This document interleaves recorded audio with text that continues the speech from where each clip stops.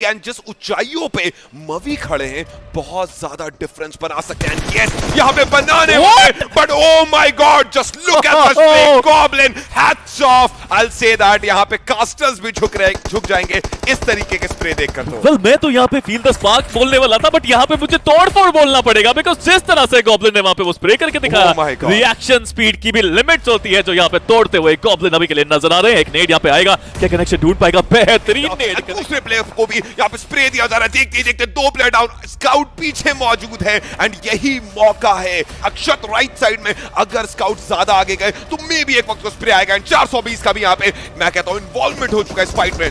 SouL is in deep trouble right now but Omega with that Tommy करेंगे दो players को knock. 420 and scout से बचे में 2v4 का सिचुएशन। अब भी 420 भी डाउन होते हैं और एक वक्त को जो हमें लग रहा था कि यहां पे टीम एक्सपार्क निकाल सकती है SouL को, यह है नया SouL जिसने कर दिया है पूरी तरीके से एलिमिनेट।